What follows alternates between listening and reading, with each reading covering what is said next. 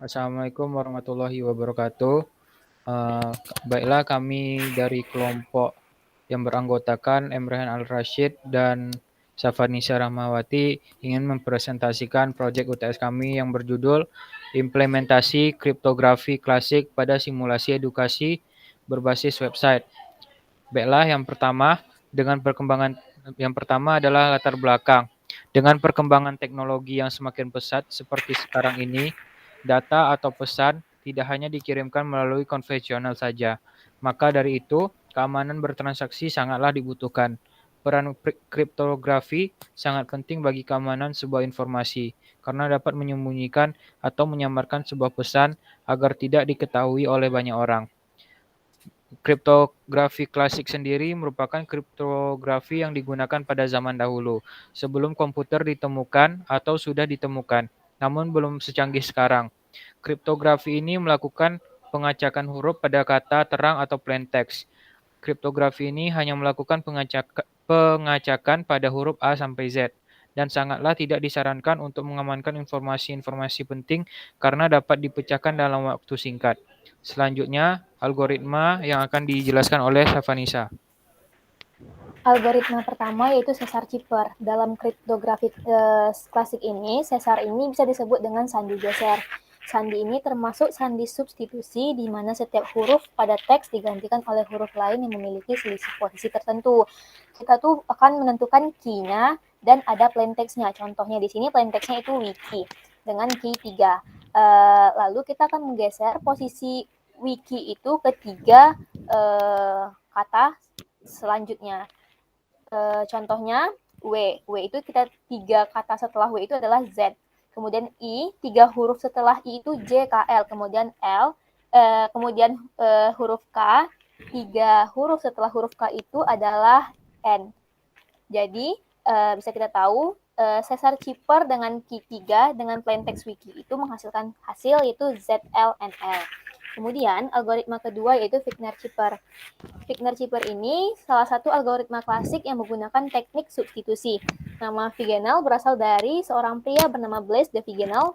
Sandi Vigener ini merupakan menggunakan kunci dengan panjang tertentu.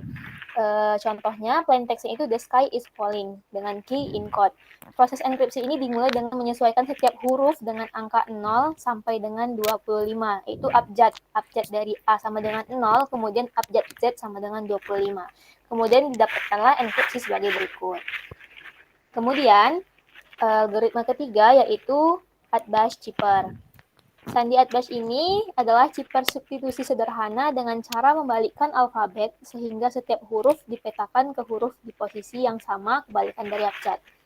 Sandi Atbash ini mengganti alfabet Hebrew dengan korespondensi kebalikannya. Jika diterapkan pada alfabet lain, maka akan berupa. Di sini ada P dan C. P itu A sampai Z secara terurut. Kemudian C itu adalah kan. Dengan menggunakan Sandi Atbash ini, pesan Zenius akan menjadi A, V, M, R, F, H sesuai dengan P-nya. Kemudian algoritma selanjutnya akan dijelaskan oleh Raihan. Baiklah, algoritma selanjutnya, yakni adalah reversal cipher. Adalah contoh kriptografi klasik yang menggunakan substitusi, yaitu mengganti satu huruf dengan huruf lain, ataupun mengubah suatu kalimat dengan menuliskan setiap kata secara terbalik. Ini contoh yang paling sederhana dari transposisi, yaitu mengubah satu kalimat dengan menuliskan setiap kata secara terbalik. Contohnya adalah saya sedang makan plain text dan cipher text-nya ayas, ayas, gna, des, na, ka, m. Reversal cipher, plain text disusun dalam kelompok huruf yang terdiri dari beberapa huruf. Kemudian dalam kelompok ini dituliskan kembali dalam kolom per kolom dengan urutan kolom yang bisa huruf, maka akan menjadi kolom-kolom berikut seperti gambar di samping ini. Untuk melengkapi kolom terakhir agar berisi 7 huruf, maka sisanya diisi dengan huruf A atau bisa huruf apa saja sebagai huruf pelengkap. Kalimat tersebut setelah dienkripsi dengan 7 kolom huruf dan urutan kunci 6, 7, 2, 5, 4, 3, 1, maka hasilnya enkripsinya sebagai berikut. Seperti di bawah ini. Selanjutnya hexachipper. Hexachipper atau sistem bilangan basis 16 adalah sebuah sistem bilangan yang menggunakan 16 simbol, berbeda dengan sistem bilangan desimal. Simbol yang digunakan dari sistem ini adalah angka 0 sampai 9, ditambah dengan 6 simbol lainnya dengan menggunakan huruf A hingga F. Sistem bilangan ini digunakan untuk menampilkan bilangan alamat memori dalam pemrograman komputer. Selanjutnya, algoritma ROT13. ROT13 adalah algoritma inskripsi sederhana yang menggunakan sandi abjad tunggal dengan pergeseran K sama dengan 13. Huruf A diganti dengan N, huruf B diganti dengan O, dan seterusnya hingga bergeser 13. Enkripsi ini merupakan penggunaan dari sandi kaisar dengan geseran 13. ROT 13 biasanya digunakan di forum internet agar spoiler, jawaban teka-teki, kata-kata kotor, dan semacamnya tidak terbaca dengan sekilas. Metode ROT 13 ini merupakan metode enkripsi yang mengubah suatu huruf menjadi huruf yang letaknya 13 posisi. Seperti contohnya seperti di bawah ini. A sama dengan N, B sama dengan O, dan seterusnya M sama dengan Z. Contohnya, jika kita ingin merubah ke huruf semula, yang harus dilakukan adalah melakukan proses ROT 13 sebanyak 2 kali. Misalnya, plain text-nya sama dengan Zainal. Maka Ciphertext dengan menggunakan algoritma ROT 13 adalah MN RANI. Begitu saja presentasi kami pada kali ini.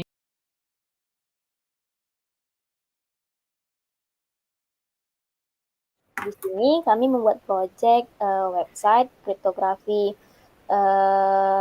yang mana dalam website ini terdapat 6 kriptografi klasik, yaitu ada kriptografi Caesar, Beginner, Atbash, Reversal, Hexadesimal, dan ROT 13. Pada Rehan, dipersilakan untuk menjelaskan sebagian dari kriptografi klasik tersebut. Terima kasih kepada Safanisa. Di sini pada website ini terdapat 6 algoritma, yaitu Caesar yang dibilangkan oleh saudari Safanisa. Di sini saya akan menjelaskan yang pertama algoritma Caesar. Pada website ini terdapat algoritma Caesar, di mana di sini kita akan menginputkan sebuah teks atau bacaan. Di sini kita akan menginputkan sebuah bacaan. Inputkan, Cak. Misalnya kripto, lalu kita akan memasukkan key-nya tersebut, yaitu 5, 4 misalnya. 5. Lalu kita enkripsikan dan itulah hasil enkripsinya. Dan selanjutnya algoritma yang kedua yaitu ada algoritma Wegener. Pada algoritma Wegener ini kita awalnya memasukkan kata yang ingin kita enkripsikan, lalu masukkan keywordnya, lalu kita coba encode. Hasil encode-nya adalah muncullah hasil encode-nya, dan kita akan mendecodekannya lagi, akan kembali seperti semula. Algoritma ketiga yaitu adalah algoritma Atbash. Di sini kita seperti algoritma sebelumnya, kita akan menginputkan teksnya, lalu kita enkripsikan dan hasil enkripsinya sebagai berikut. Baiklah, untuk 3 algoritma selanjutnya akan dijelaskan oleh Safanisa. Pada saudari Safanisa, dipersilakan. Kemudian kita akan mencoba uji coba algoritma reversal. Kita ketikkan misalnya contohnya itu kriptografi. Di sini ketika kita klik translate, maka akan menghasilkan reverse dari kata-kata kriptografi. Selanjutnya kita akan ke algoritma heksadesimal. Kita coba di sini hexa. Kita coba encode.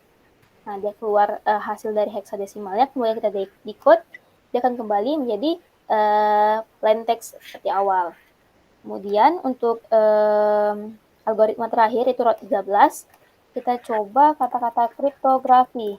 Di sini kita translate, maka dia akan setiap kata-katanya itu akan bertambah 13 kata-kata ke depan. Nah, inilah hasil dari algoritma root 13.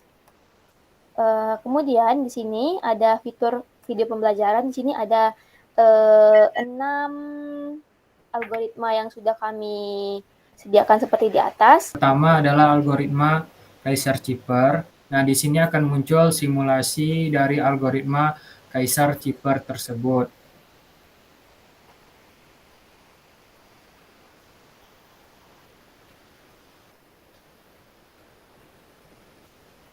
Yang awal inputannya adalah kripto dan dimasukkan key-nya adalah 5 yang bergeser ke arah kanan.